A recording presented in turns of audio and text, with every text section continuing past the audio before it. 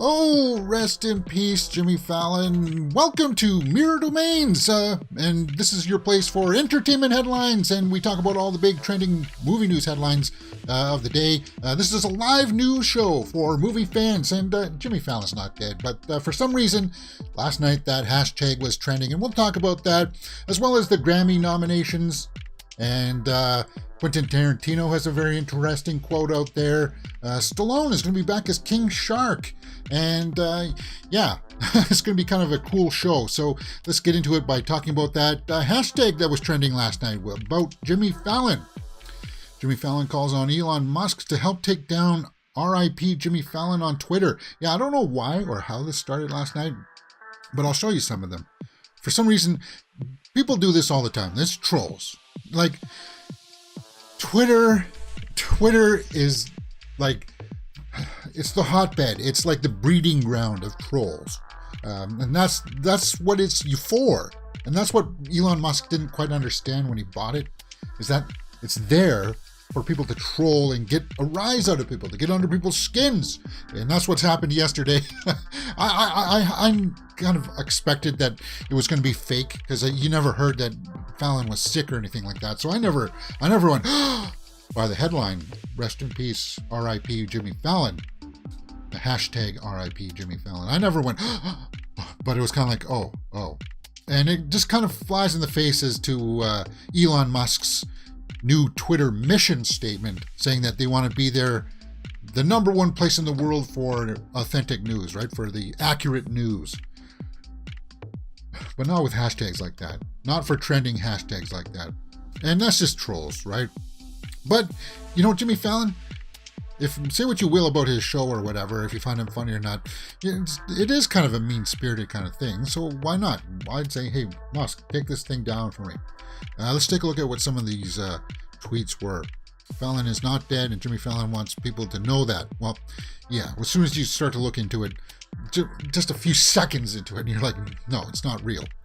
But it was the trending thing last night. Jimmy Fallon has been trending on Twitter Tuesday night.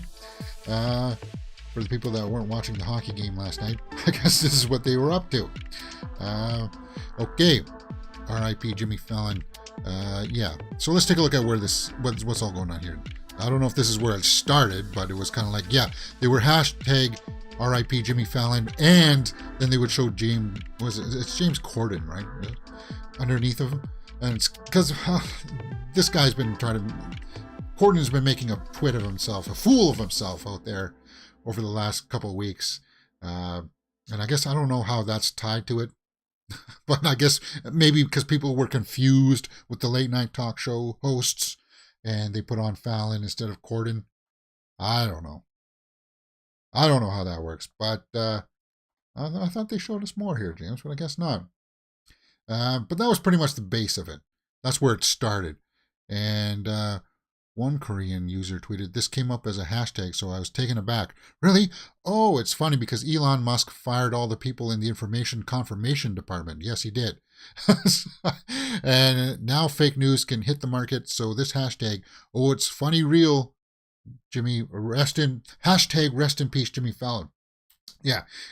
So it's kind of like a double trolling effort kind of thing, right? They were trying to troll James Corden, but somehow Jimmy Fallon got caught up in all of this. And they were also trying to troll Elon Musk for his just really bad takeover of Twitter, where he's probably going to end up running it into the ground. Which is probably the best thing for him, to get that slap on the face to say, hey, maybe you're not as smart as you thought you were, Musk. You know? I don't know. That's pretty much what you need to know from that headline, guys. What do you think about that? Did you see it last night? And were you taken in by that hashtag? Because I think I sort of was. Just for a second there, but not really too much. Because it's a place for trolls, and that's what Twitter is, right? And if you want to follow me on the social medias, right there, guys, Mirror Domains. You can follow us on Instagram and TikTok, where you get to see a little bit of the behind-the-scenes stuff. I'll post like things of like me going into the movie theaters and stuff like that. And maybe sometimes I'll participate in the Twitter now, but I've just been calling out Elon Musk, so he might ban me, because he's been known to do that kind of thing about people who talk badly about him. He's been banning. Even though it's supposed to be a platform for free speech, whatever. ban my small. I think I only have like 170 followers. I don't use Twitter the way it's supposed to be used. Anyway, let me know what you think. Our Glass Viking says in the live chat, Jimmy Fallon isn't a bad entertainer. I like his lighthearted interview approach. Good interview with Chloe Grace Moretz. The Peripheral is a good show. Yeah, I hear good things about The Peripheral. I just don't. What is it? Is that on Amazon? I don't know. Maybe I'll check it out. I like Jimmy Fallon. Some of his segments when he gets the guests to like sing and stuff like that or play games. I like that kind of stuff. Yeah. I still think the best, like for me, I guess I stopped watching the late night stuff when Leno retired. I guess the one that I still kind of actively go out and check out sometimes is Graham Norton. The guys here, occasionally I'll watch a little bit of Kimmel every now and then, but I don't actually sit down and watch the show anymore. Those kinds of shows have, I think they've hit their prime pretty much, right? They've come in, this will be kind of like the last phase of them. Let's move on with some celebrity news. Yeah, we're going to talk about movie news. Don't worry, guys. But there's some celebrity headlines out there that are also trending, so we got to talk about them. Let's address this. And we talked about this yesterday. Jojo Siwa calls out Candace Cameron Bure for excluding LGBTQIA and receives support from her Fuller House star Jodie Sweetin, who played Stephanie on that show, right? Yeah, yesterday, guys, Candace came out and said that their shows are not they're going to focus in on traditional marriage, right? Because she's very conservative and she's very, I don't know, she's just gone to that. I want to call her the extreme right side, but she's very hardened in her ways, kind of like this is the way that it should be, and she's kind of vocal about that. But here's the thing, and I was thinking about this morning as I was pulling it up, and I know people out there are twisting this headline around. Well, not twisting; they're spinning it around a little bit to make it look like she's homophobic, right? Now, I'm somebody who I don't really, hey, if you want to get married to that person over there, have at it. I don't care. Because it doesn't really affect me, right? That's the way that I am. I'm fairly progressive in this matter. I looked down my nose at her yesterday when she was doing this stuff. Kind of like, yeah, but you know what? That's not what, because she's doing it from a religious place, right? And it's kind of like, well, that's not what Jesus would do. That was what I was trying to get at yesterday. But then it also came to my attention too today that, well, you know, I tell people all the time, you do what you want to do as long as it doesn't impact me. But I guess she's making art, what she can do. I would say this, it's not really impacting me. I don't have to watch these shows that she puts out about traditional marriage, whatever, you know, and putting Christ back into Christmas. I don't have to watch them. It's not hurting me personally. I guess, sort of, it's have at it. Is it homophobic? I don't. From what I understand from her, no, it's not. She just doesn't believe that she wants to carry on the message of that kind of progressiveness. And I could see that people would say that, yeah, that's slightly homophobic. But that's why I said yesterday, just do it. Don't tell people that you're doing it. Just do it. And if they ask you about it, just tell them to mind their own business. But I guess she's got to be out there and trying to promote this, I don't know, traditional values kind of thing. And that's where you're going to get into trouble. That's where you're going to get into trouble. So that's, yeah. Again, this is just coming up again because this is the backlash to it, right? This is kind of what has been trending out there for celebrity news. And talking about people behaving badly, somebody else who was behaving badly and still isn't out of it is Kevin Spacey. Kevin Spacey is facing 7 more sexual offense charges in the UK. So I guess one of them was dismissed, right? Because of the guy didn't show up in time to give his testimony. But now this time he's going to have 7 more charges. And he was just starting to make a little bit of a resurgence there, Spacey was. But if it's just an ugly situation, and he's not going to be out of it for a while. He's somebody that's kind of like, see, now this is where it's kind of like, I think you need to move on, man. Find some other, like, he's made enough money that he should be able to live comfortably for the rest of his life. He's not going to be able to live the big, huge, grand lifestyle, but he'll be able to buy a house and keep himself sustained for the rest of his life. It's just working in the movie industry. He's done. Yeah, this can't, yeah. Kevin Spacey. And it's even hard for me to watch movies, especially movies like Unusual Suspects, or The Usual Suspects. Sorry, because that's kind of, people really like that movie because of the big twist in the end, and they're like, he was really good in it. But it's hard for me to watch that again, knowing that not only Spacey seems like he was a dirtbag, but the director Bryan Singer was also a dirtbag. Oh, it's kind of like there's the 1-2 punch, right? I still tolerate him in Seven, and there's so many other good things about American Beauty that there's still value in that movie that I would still watch. But like Superman Returns, I guess I sort of tolerate him in that too, even though he's not a big part of it. Spacey, man. Yeah, I think he's done. Some more celebrity news. Oh God. Jesus. Well, this was splattered all over the Hollywood Reporter, Deadline, and Variety today, so we'll just briefly talk about it. Some Florida man made an announcement last night, and it made headlines. Wow. It was splashed all over the pages. I guess some Florida man decided that he wants to try to run for president of the United States. I watched about, I don't know, 2 minutes of him saying it, and then for some reason all the other news channels like CNN and like Fox, they all cut away, and I guess he blabbed on for like another 50 minutes or something. It was kind of like, Jesus, I don't know, people don't like that. He is, I guess, sort of a celebrity, but it's kind of hard to avoid, like, in our entertainment headlines when, like, Deadline and Variety and Hollywood Reporter are all putting this up, because it makes the headlines. People want to talk about it. Do you want to talk about it?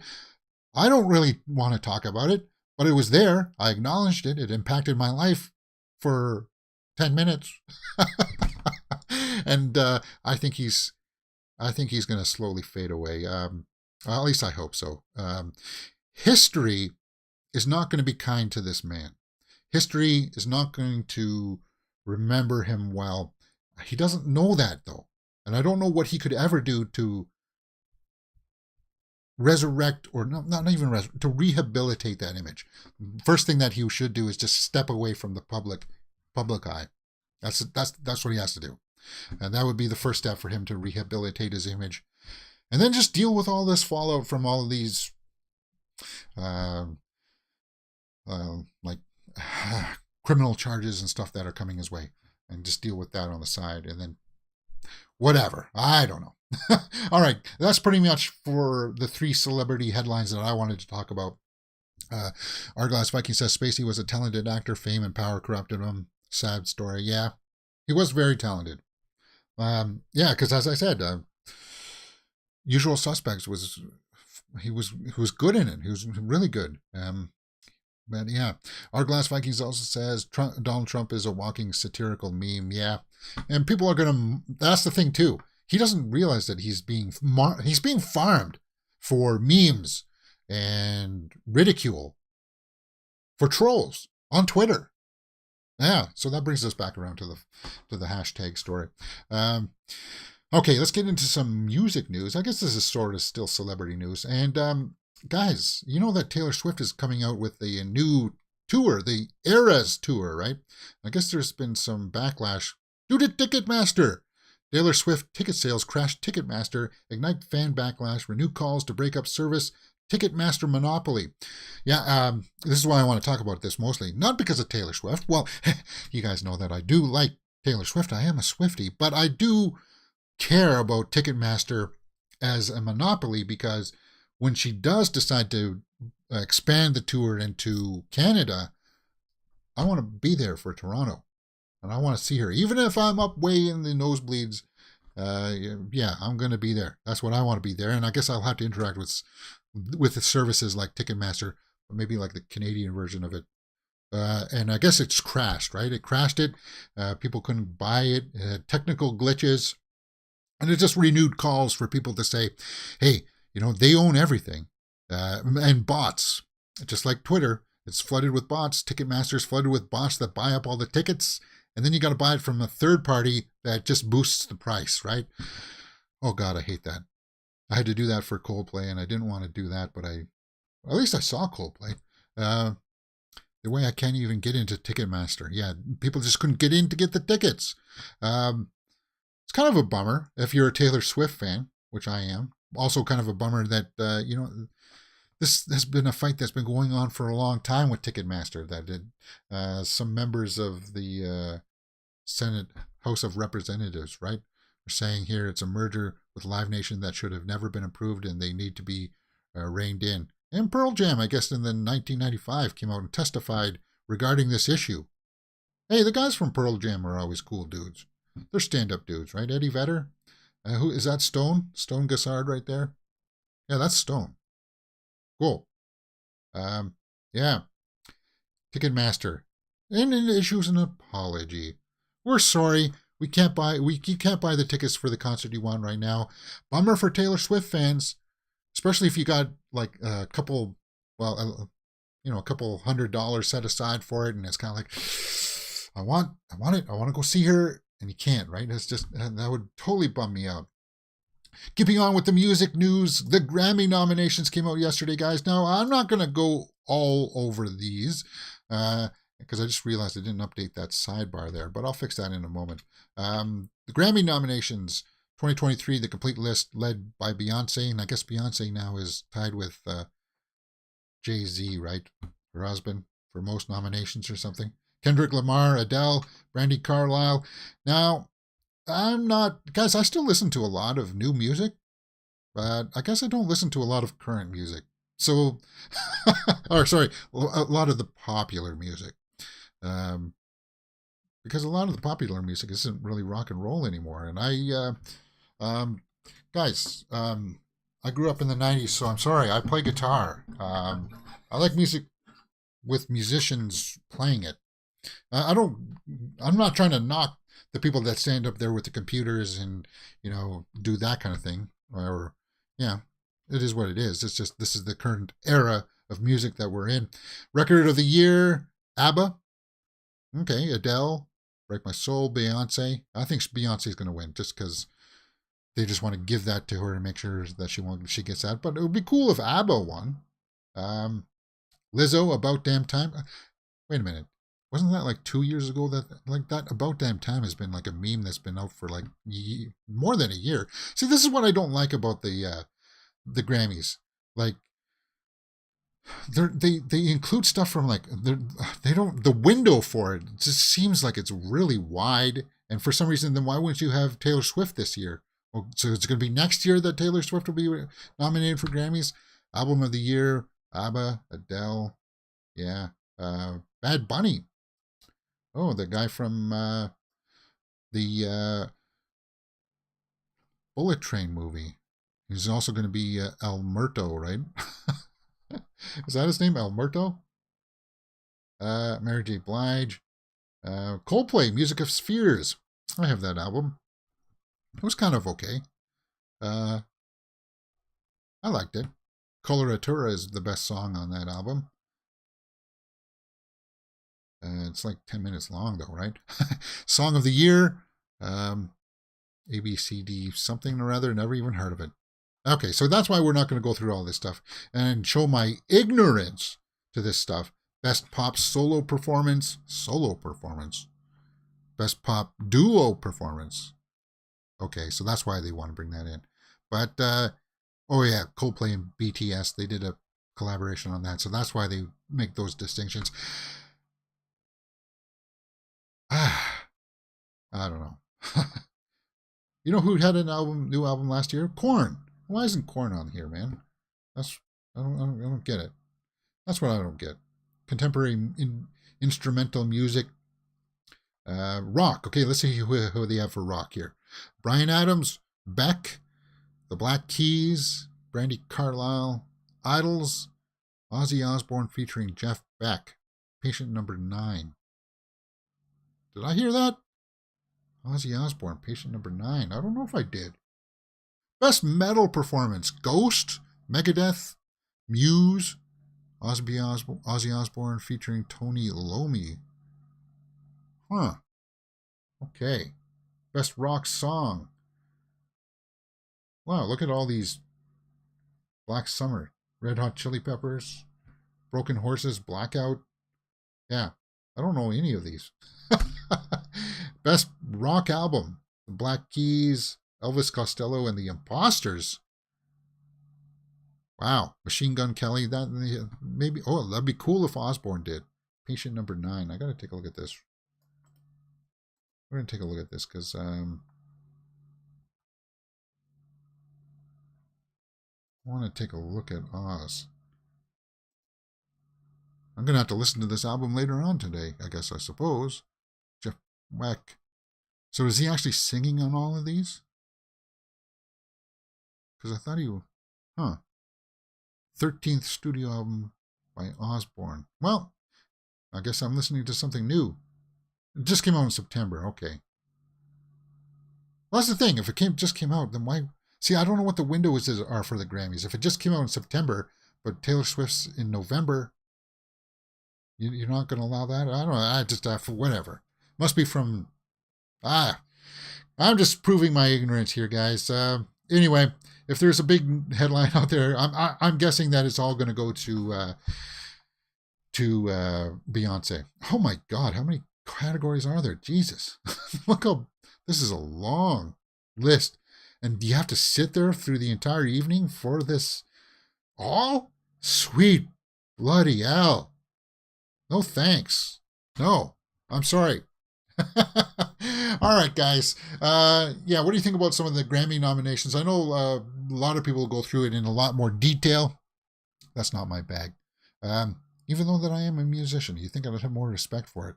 Anyway, what else can you find here on Mirror Domains? Well, you can find later on today at 1:30 p.m. we'll be watching Andor, episode 11. Episode 11, guys. Only 2 more episodes left. Today's, and then next week will be the finale. On the weekends, we do the Horror Weekly Roundup, where we talk about all the big horror movie news headlines that dropped. And of course, then you know that we do movie news here during the week.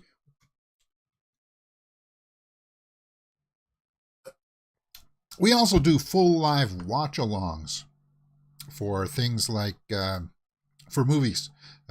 We just, for things like the new Hellraiser that we did.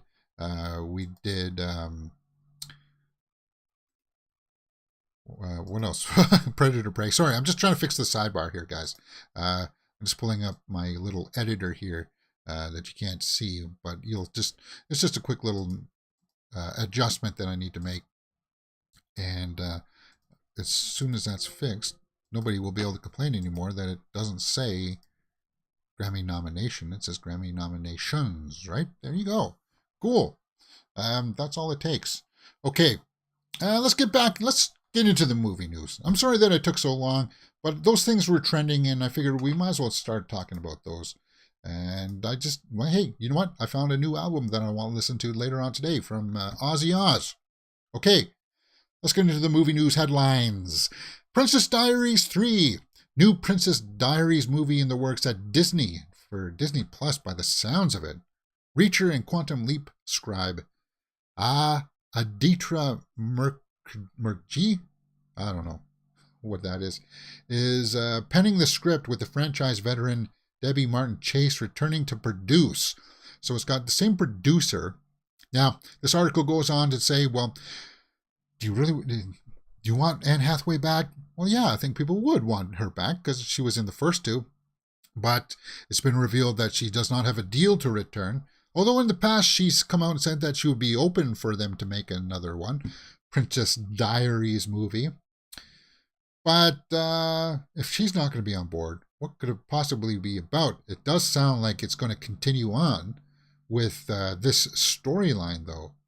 So if Anne Hathaway doesn't come back, do you think that they should even make it? They're apparently writing it about this character and what's happened to her in the future. I don't know, man. A Princess Diaries 3, the fans want them back. the normal cast back. The Princess Diaries fans out there that, well, I guess they do have some numbers.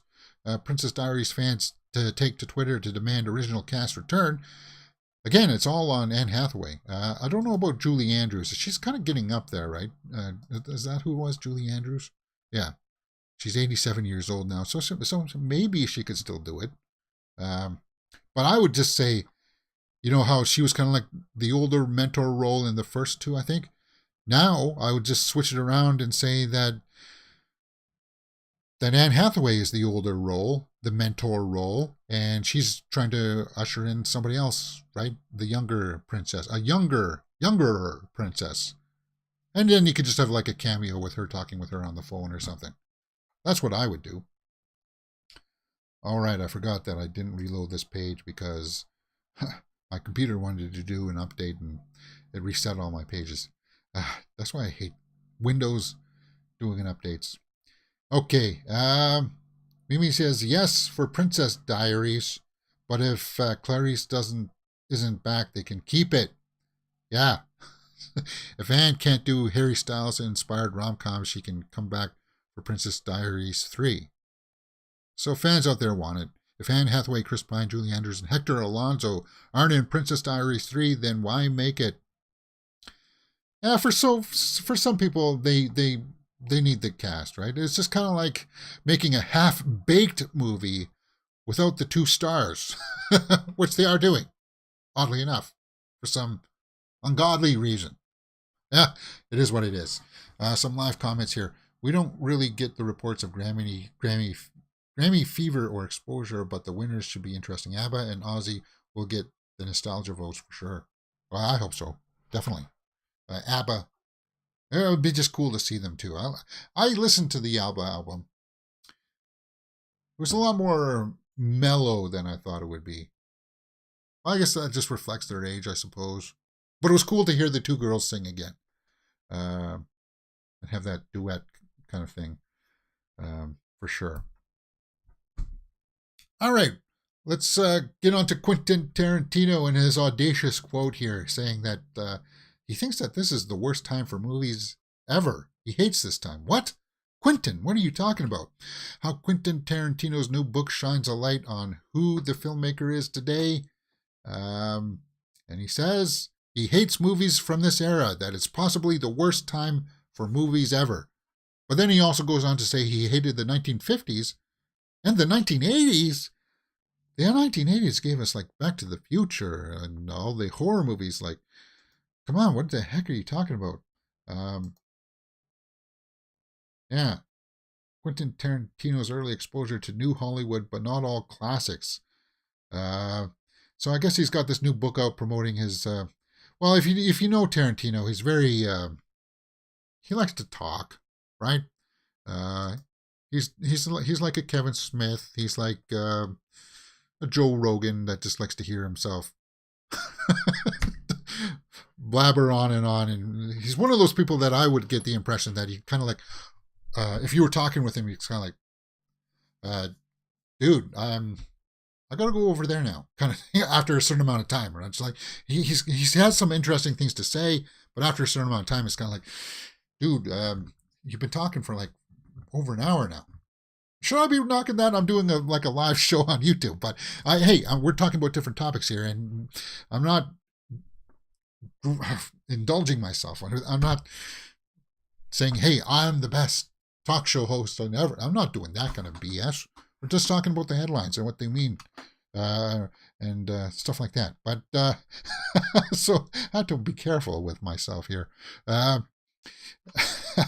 Okay, so in one-on-one, Tarantino said, at some point I did notice that I was seeing different movies than other kids were allowed to see. Yeah, I remember that quote.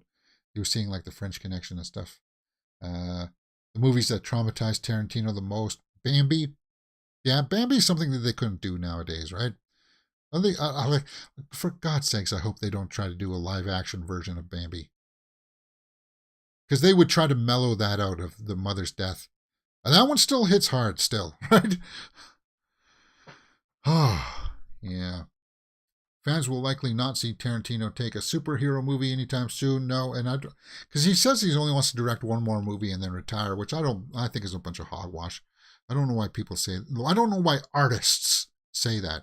Because thinking about the music industry, look at how all the rappers that said I'm retiring after this album, they're not, and they don't. They come back and then do like 2 or 3 albums. Soderbergh in the movie industry says I was retired like 5 years ago, and he's still 6 years ago or something. He's still making movies. It's ridiculous. So I wish they wouldn't make these kinds of statements, but they do. Most recent controversy. But apparently, right now, Tarantino says that this is the worst time and worst era for movies, because I guess he doesn't like this big studio machine of things that like the MCU is, that big machine. That's what he says, right? But that's pretty much the Tarantino quote. And talking about Disney, let's move on to that. There's a headline in there that I just wanted to quickly throw in before we get to Andrew Garfield. I missed this one here too, I suppose. Just want to say this about Disney. No, maybe I'll move this to the end because I messed this up. I missed ordering this thing up. This should have been in with the other stuff, but we'll finish that up towards the end. Let's talk about Andrew Garfield. I was shocked. My mother took me to see Bambi at age 5, so was she. Yeah, well, that's how kids grew up back then, and that's if it worked for them, wouldn't it work for us? That's kind of thing that I think about, like that Candace Cameron Bure thing. You grew up with knowing, so why wouldn't it be different? I don't know. It's just like, don't try to censor everything, right? Like I was watching movies like Crawl in like daycare. So it's kind of like, not daycare. What was it? It was kind of like my parents went out one night and we went to like this. It was like a group kind of thing, place, and we watched Crawl. Traumatized me for the rest of my life. But actually, it didn't. It was kind of like seeing this far out kind of thing. That was scary for sure, but it just got me interested in watching movies, especially for some reason. The things that scared me when I was younger, like them drowning in the quicksand, that really scared me. It really messed me up, man. Seeing the Cyclops get squished by the doors really messed me up. Had nightmares about that kind of stuff. But now, as I'm an adult, I go back and look at that stuff, and it's kind of like, I like it. So there you go. Anyway, let's talk about Andrew Garfield. Andrew Garfield felt that his Spider-Man role was undone before No Way Home. He didn't have the sense of closure to it because they never did The Amazing Spider-Man 3, right? And I guess he's been saying this stuff in a new article out in GQ that we saw yesterday. We saw this yesterday, right? He was out in the desert. And for some reason, he was doing all these weird poses, and you can like there's one where he's got like his armpit up like this, and you see his I don't know what the heck. Well, hey, it's photography, right? It's it is what it is. But yeah, he goes on to say, I don't know if I had an expectation of doing more. I was very open to it being whatever it was meant to be, but there was an undone feeling, like what was that experience about, and how do I close that circle in my living room on my own? And I was doing that, and then there was like that classic thing when you're getting over a relationship and you're first starting to really feel free and untethered from that thing. The person knows to call an hour after the first good night's sleep you've had. So it was kind of like lingering in the back of his head. That's what I get from that quote. Yeah. But, he got his chance. He came back in Spider-Man No Way Home. And I would like to see a third. I think a lot of people would love to see him come back for a third Spider-Man movie. Because he can still do it. He's still has the physique for it. We heard that he's taking a break from acting right now. Now, you would think that he would be taking a break to start up a family or something, but I guess also in this article, he's come out and said that he doesn't feel pressured to start a family yet and have kids. And he talked about the differences about it being different for women and then for men, right? He's just a stand-up dude. Garfield, it sounds like he's just a really cool dude, and I wish that he would get a third movie just to so he can close that off. I think a lot of people would like to see that. And you can have multiple Spider-Man. Spider-Man into the Spider-Verse shows and proves that, right? People they'll understand. And they'll know that Tom Holland is like the MCU Spider-Man. And they'll know that I would love to see Garfield back as a Spider-Man. Anyway, that's what you need to know from that. Somebody else coming back is Sylvester Stallone as King Shark. Really? Stallone confirms return as King Shark. Now, I like King Shark in the Suicide Squad movie by James Gunn. He was a standout for sure. A lot of cool things with that character. I guess comicbook.com's interview with Stallone recently, he said this. The comment came after Stallone was asked whether or not he would ever return to the character and work with James Gunn again. He said, yes, for sure. I think James has been very generous. He and I are pretty tight. So if there's an opportunity, I love him. He's great. That doesn't sound like a confirmation to me. But comments also came a few days later after Gunn himself said he was planning the future of the DC studios. Yeah, we saw that big headline yesterday.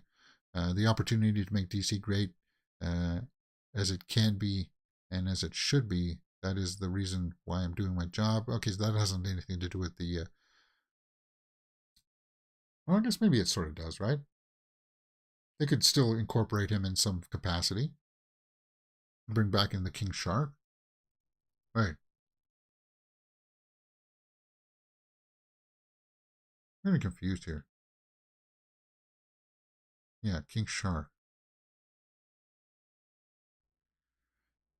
I'm not reading much of a confirmation of that. Are they just trying to use that Gunn quote to say that was confirmation, that it's being like all inclusive? But it says that they're tight, so they are hard at work now. James is a brilliant storyteller who has the distinction of being the first and only filmmaker to direct a movie both for Marvel and DC, Zaslav said. I'm not seeing much of a confirmation here, but okay, if Stallone says it.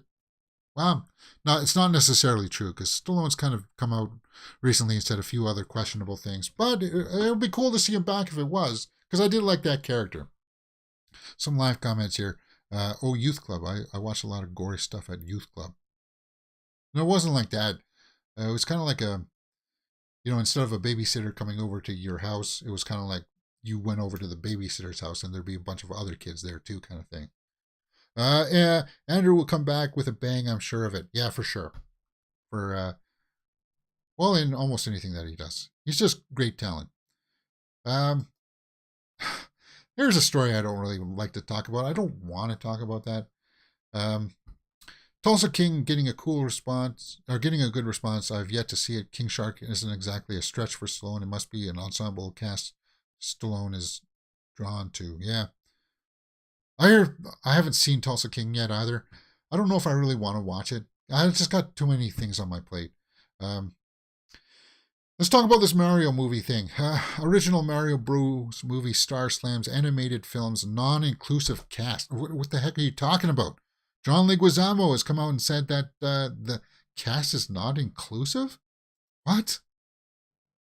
Remember, a Latino was cast as an Italian in his version. So what the...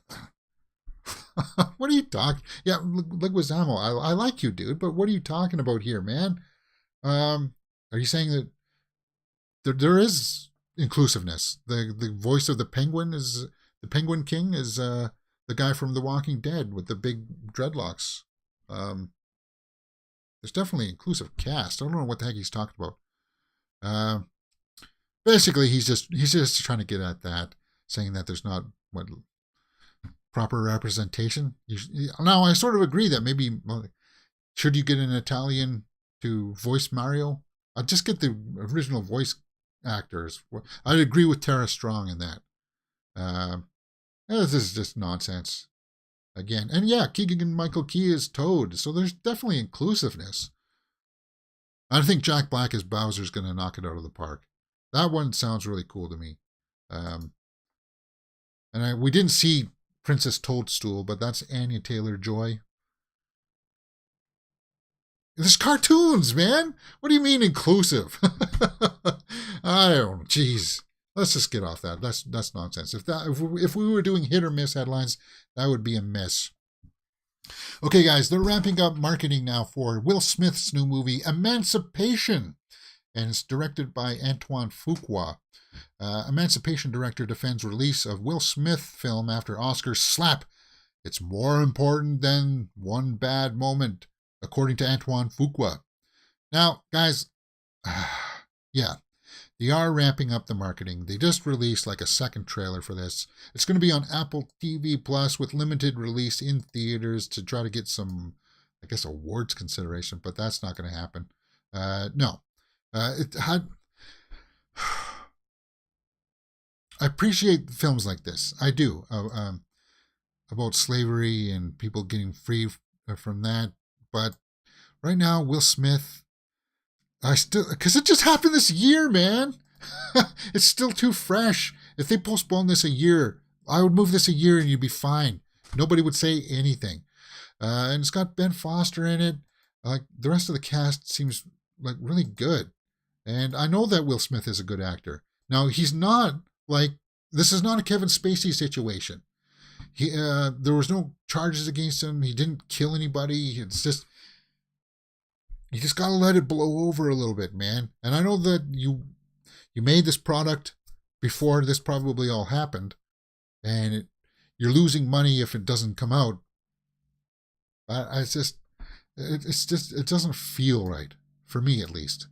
Emancipation in theaters December 2nd, streaming December 9th. So I won't be going to see this in the theater, and I probably won't stream it. I'll just watch it like in a couple of years or so or something like that. But, yeah, I guess I sort of feel bad for Fuqua in this situation because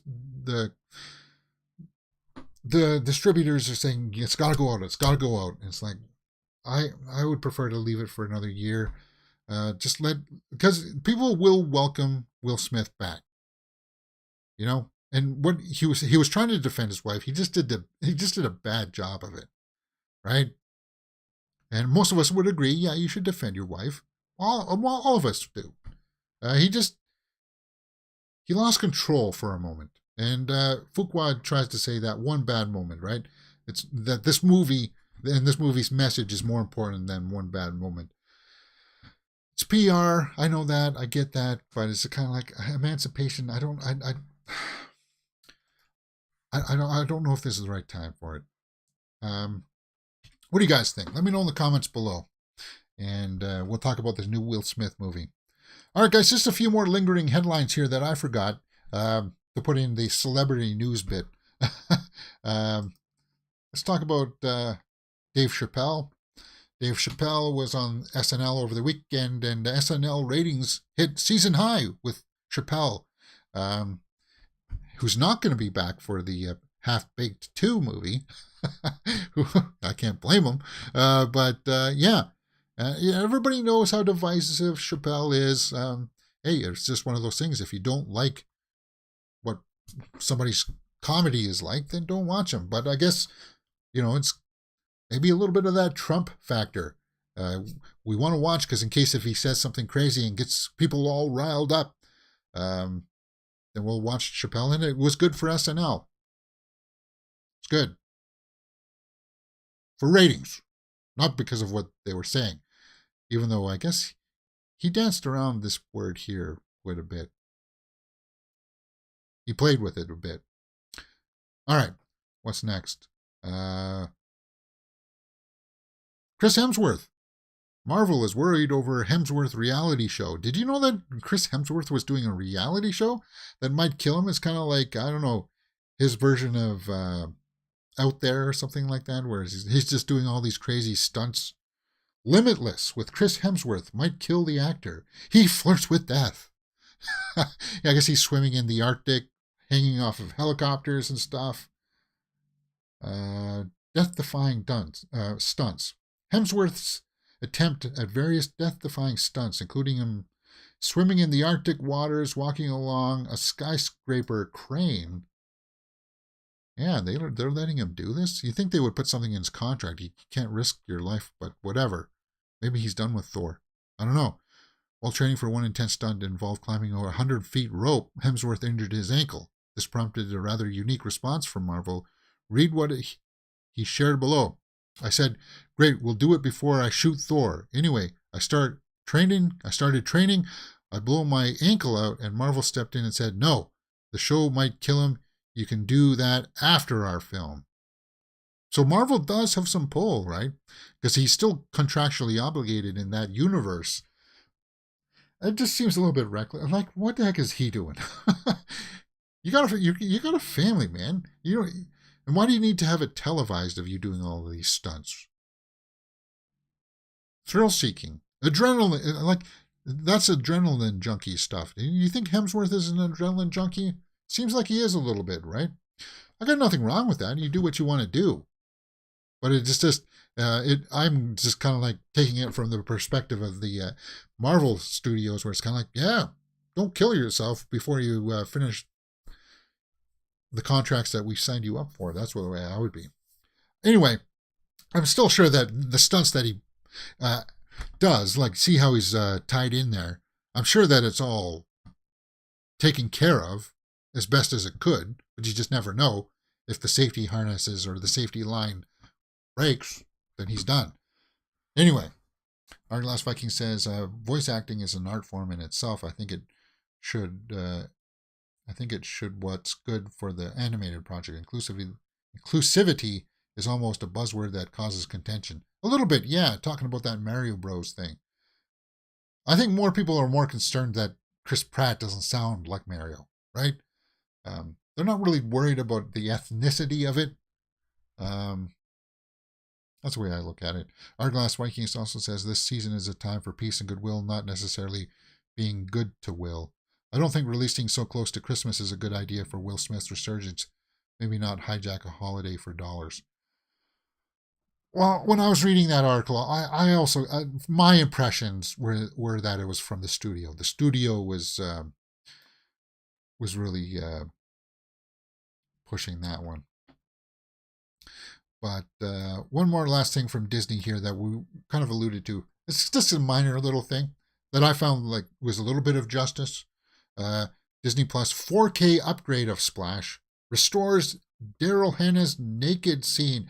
Yeah, I guess if you watch it on Disney Plus or something, when she runs into the ocean at the end, they've kind of like CGI'd her hair to cover her butt crack. And I guess the 4K version has restored that. Good. It's just a butt crack, whatever. Daryl Hannah, this was when she's still beautiful. She's still gorgeous, but this was like when she was younger. I didn't think it was anything. Again, it's one of those things, we all grew up with it. We all saw it. Why, if it was good enough for us, are you saying that it's not, why would it not be good enough for younger kids now? Or were we traumatized by seeing a woman's nude butt? Not really. I kind of like that movie too. I need to revisit that. I remember one of the characters in it was a real butthead, right? Trying to like get her. I need to rewatch Splash. And that was with Tom Hanks too. Yeah. Maybe we'll get a little bit more of that flavor when we see the new Little Mermaid next year, right? A new mermaid movie. But restoration, justice for Daryl Hannah's butt. All right. Sorry, I didn't mean it like that, but you know what I mean.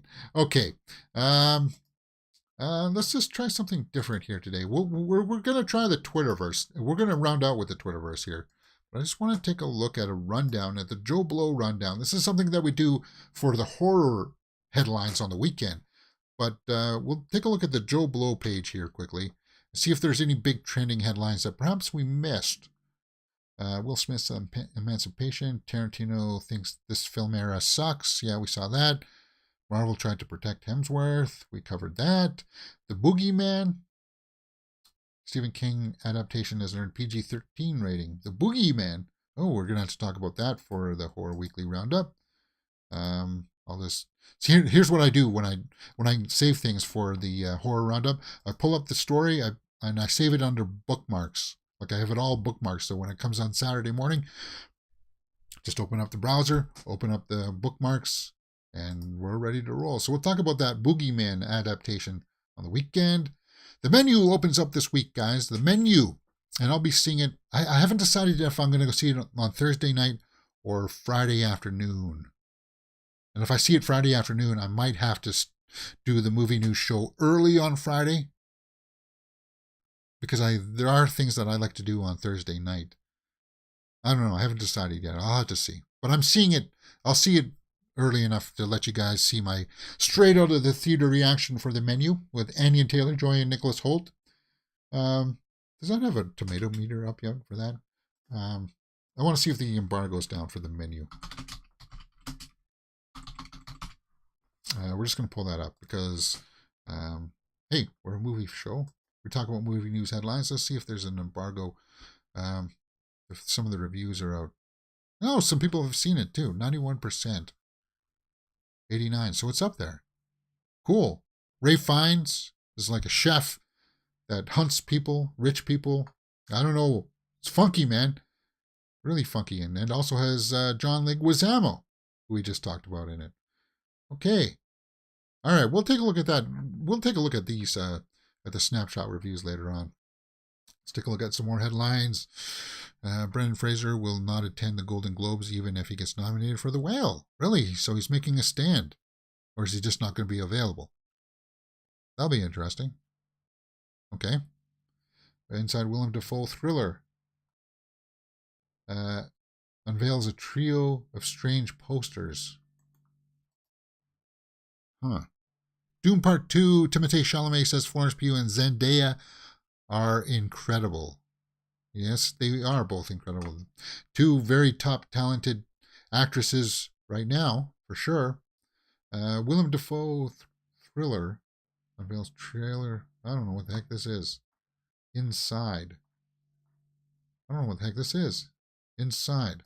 Fascinating. I had to look that up. Emancipation. Scary Sasquatch. Says he will return as Stallone says he'll be back as King Shark. We know that. Limitless, Chris Hemsworth. Yeah, we saw that.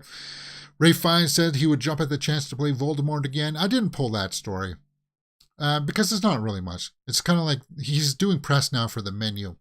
Arglass says the hype for The Menu review, James, it's got me really intrigued as the twists and turns the story is hiding. Yeah.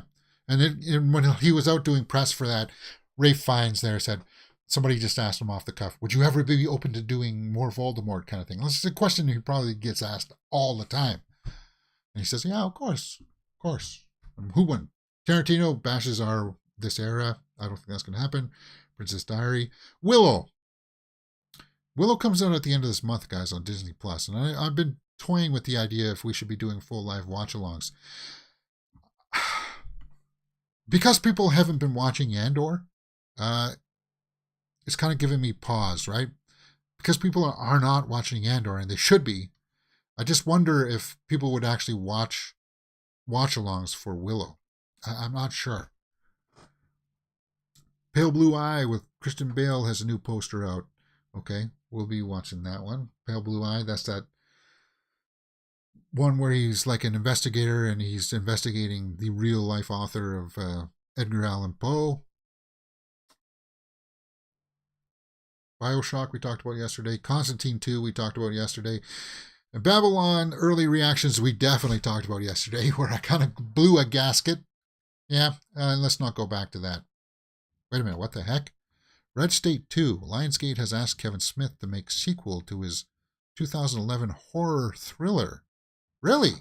Well, we're going to have to talk about that on the Horror Weekly Roundup. I didn't hate Red State. I just didn't find it as compelling as some people did. Well, he can't do it anymore because this guy has passed on, sadly. He was like the main villain of it, right? Kind of like, it was like about a cult, right? And was an interesting take from Kevin Smith. So they asked him to do that. Fascinating. I think I saw that headline somewhere along the lines. That sounds vaguely familiar to me, too. The Wonder. I want to see that. Last Manhunt. Magic Mike's Last Dance. Okay, so we saw all that yesterday. So that's the Joe Blow rundown. Let's go over and take a look at the old Twitterverse and see if I missed anything. I'm going to pull up... Uh-oh. Oh, God. Hold on. You guys hear that? You know what that is? That is an Amber Alert here in Canada. And what that means is that the police are looking for somebody. They're looking to see if, like maybe sometimes a kid has been abducted. So we get those over our phones. That's happening. So I'm just going to make sure that I get that off and ready for you guys. And then we'll round up with the Twitter for 5 minutes, and then maybe we'll jam on the old guitar for today. It's midday of the week. It's hump day. And we got about half an hour or so to have some fun. Jam for half an hour. Let's see if we missed anything. Yeah, imagine hearing that in the middle of the night. Well, that's what happens, because the alerts bypass all of you, like your... Like if you muted your phone, it'll still ring through that. So it can be jarring. Anyway, the trailer for Netflix series The Recruit with Noah Centineo has been released. Noah Centineo, we just saw him in as Adam Smasher in Black Adam. Actually, I didn't mind him as Adam Smasher in Black Adam. From the director of The Bourne Identity. He was going to be our He-Man, but he's moved on to different things. Okay, looks like he's playing a little bit more of a serious role in this. The Recruit. New poster for Guillermo del Toro's Pinocchio. Oh, I like that. A little bit of a throwback to, like those old Final Fantasy kind of things. I like that. Okay. Paul Mescal, Daisy Edgar Jones at After Sun screenplay or screening party. Okay. New posters for Gossip Girl. Andrew Scott and Paul Mescal. Okay. The trailer for Searching, sequel to Missing, starring Storm Reid and Neil Long, has been released. Has it? Something went wrong. It doesn't seem like it's been released. Timothée Chalamet. Challengers. Zendaya has become a sister. I'm so grateful to count on her as a partner and a sister and a friend.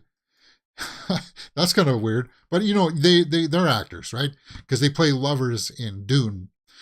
But to then think of her as a sister, you got to kiss her, man. That's kind of like a weird, yeah. Zendaya always takes a good photo.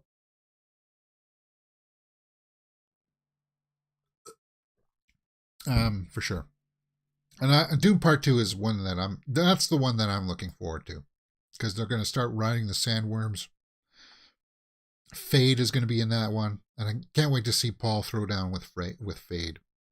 Oh, you see, here, even right now, rest in peace, Jimmy Fallon is still trending. 47.2K tweets. Wow. So how could we not talk about it, right? Florence Pugh is really special. She is an incredible actor. She was incredible in Dune Part 2. Seriously incredible. She brought a gravitas to the role, says one Timothée Chalamet. And I do like Florence Pugh. I liked her in Don't Worry, Darling. I liked Don't Worry, Darling. But I know that it wasn't everybody's cup of tea. And I do agree that she is a marvelous talent. So he's in Variety here. Tell that to Tom. Oh, yeah, because Tom Holland is Zendaya's boyfriend right now, right? Well, from what I understand, from what I hear about Timothée Chalamet, he seems like he's a well-collected dude. Like, he's not got that bloated sense of ego about his head. Anyway, Luca What's this? Taylor Russell, Timothy Chalamet, photograph for Variety. Taylor Russell. Yeah, this is for like Bones and All, because her and him are in Bones for All, which I hear. This is like about cannibalism and stuff like that. I want to see that with Mark Rylance. Talking about cults, I think it's sort of like that too, right? Bones and All, I want to see it. Thirst traps. Is that the word of the year? Thirst trap? It seems to be coming into notoriety this year. That's where I've mostly heard it.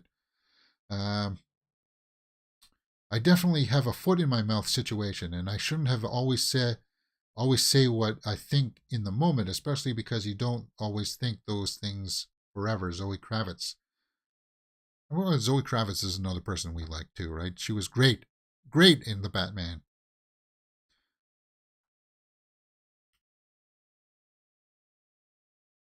And she's very daring when it comes to photos, for sure. She's going to be in GQ. Brendan Fraser won't attend Golden Globes even if he's nominated. Okay, so we get a quote from it. No, I will not participate. It's because of the history that I have with them, and my mother didn't raise a hypocrite. You can call me a lot of things, but not that. And I can't wait for The Whale that comes out next. December 9th is when that comes out, right? So we'll be watching The Whale with him. You hear good things about his performance. And again, talking about good people, from what you hear, like for reasons just like this, Brendan Fraser, you hear good things. That he seems like it's just somebody that you could talk to, right? Who's not got like that bloated sense of ego about him.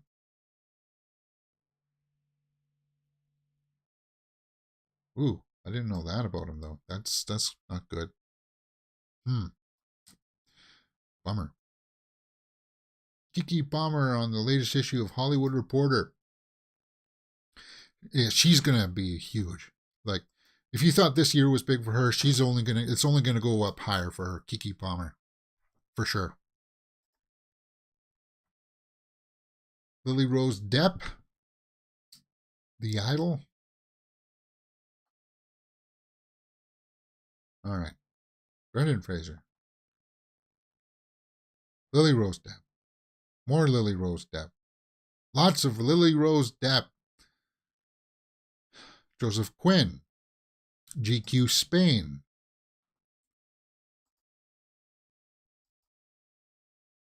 It's kind of weird not seeing him with the long hair, though, eh? With his Kirk Hammett kind of cut. Walter Hamada going over to deal with Paramount Pictures to deal with the horror division. Whatever. I don't really care about that tripe. Even though I like horror, and I got nothing against Hamada. Whatever happened there at DC, it's just it is what it is. All right, guys, that's pretty much all I got in the tank here for the movie news. We might as well do the post show here. I just got a notification here. I just want to see what it is. It's probably just another bot. Yeah. You want to, like, Twitter. Look at all these bots that just follow. And you look at them, all these bots they're like model, I don't know what the heck they are. They're like Instagram, social media models that try to get to follow you, and it's kind of like, yeah, that's Twitter. I wish Twitter would clean that stuff up. Instagram too is very bad for that stuff too. Okay. Ooh.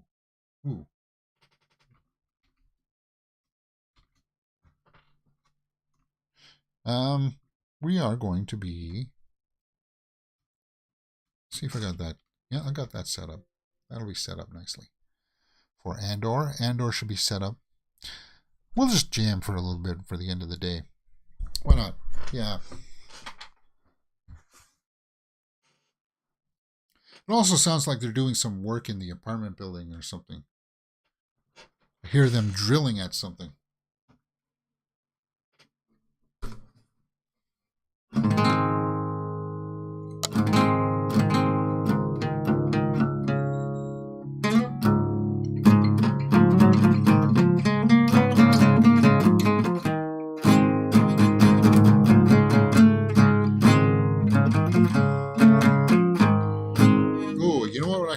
we check is to see if another new trailer dropped.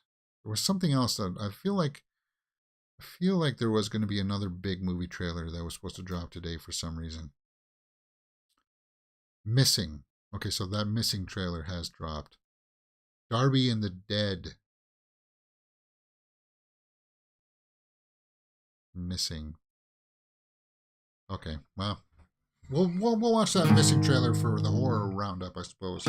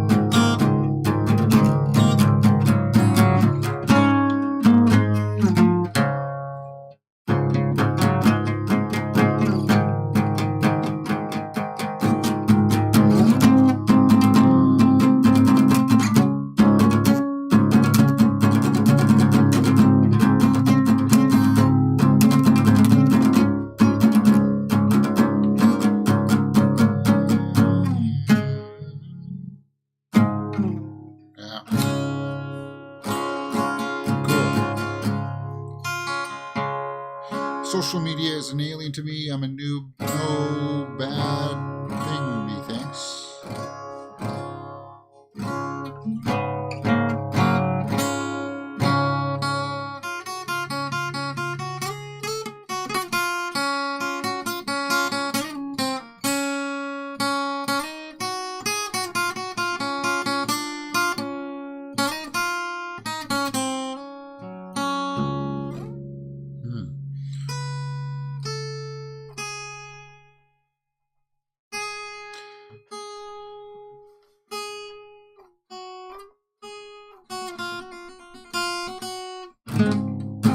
Probably give myself 15 minutes to get ready for Andor. So we'll jam for about 6 more minutes, and then we'll call it.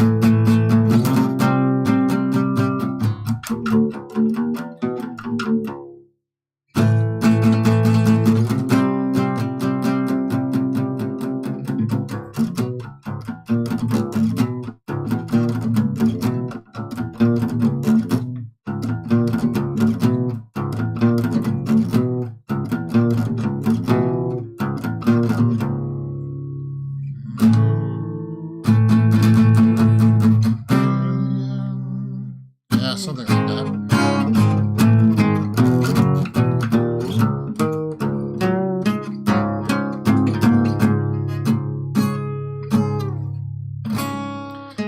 The Emancipation trailer is out.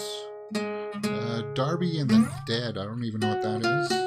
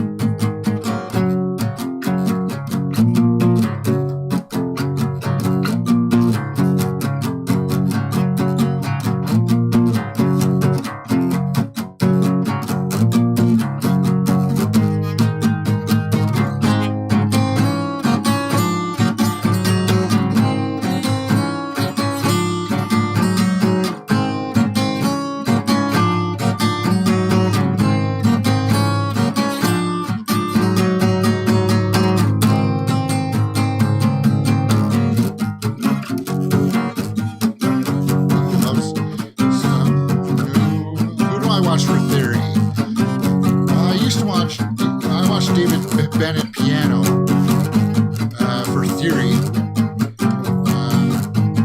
I used to follow another guy, but he kind of fell off. He fell off making videos for guitar. He was very good.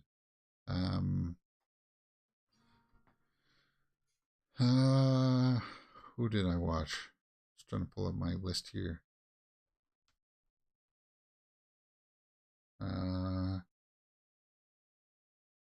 Plus. No, that's not him. Who did I watch for Music Theory? He still has got a lot of stuff out there that's really good. I subscribe to too many people. But he's kind of Jake Lizzo. There you go. That's who he did a lot of good stuff.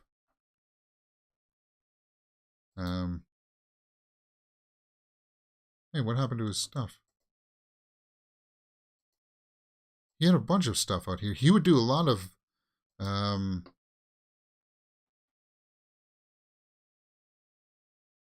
maybe he took his stuff down.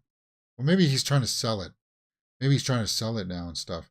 But he did a lot of stuff for like if you want to know your different modes and stuff and different key changes and building stuff. He was great for it. What the heck happened to him? Maybe I'm thinking of the wrong guy. Signals Music Studio, yeah. Sorry, that's his other channel. That Signals. This is the one that I look for theory and stuff because he does a lot of the progressions and scales and modes. He talks about doing stuff in different modes and stuff like that. Composing with different time signatures and stuff like that. So that's the guy that I like. But he kind of stopped for a while, so I guess that's kind of a bummer. Because when was his last video? Like 9 months ago. Because he started to he became a lot successful doing the online stuff, teaching stuff. So maybe that's where all of his stuff has gone. He's just doing that stuff now, maybe. But yeah, he's good. He's really good. And he's funny about it too. So that's always cool. But I'll check out those people. Paul Davids. Yeah, let's take a look at that.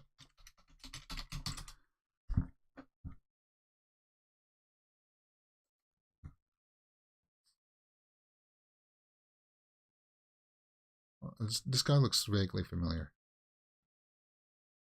Okay. Yeah, he sounds familiar. I think I must have watched a couple of his videos. Who else? Steve Stein.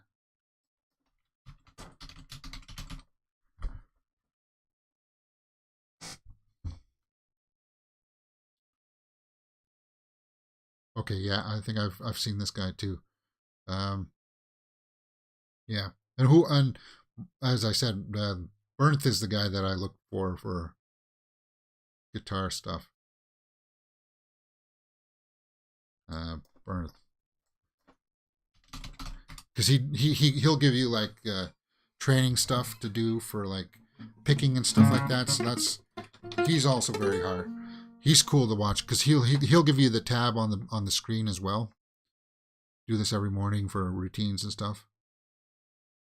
But he's more of like a metal player and stuff like that. See how he's got like the tab in the bottom while he's doing that? That's what I like. That's what I like to follow along with. Who's the guy? Piano guy, I forgot. Well, I follow lots of people that. David Bennett, is that? Yeah, this guy. This is the guy that I follow for like theory and stuff. He does a lot of the piano stuff, but he talks like the circle of fifths, irregular phrases in songs, music theory of Coldplay, Phrygian dominant stuff like.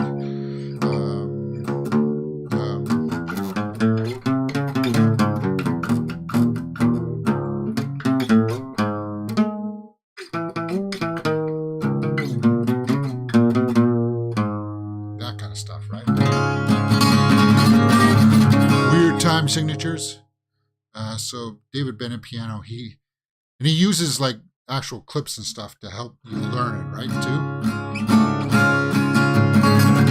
So I dug that. That was cool stuff. Yes, it was. It was cool stuff to learn. It's cool stuff to learn. Oh yeah. Okay, that's the show, guys. I'll see you next time on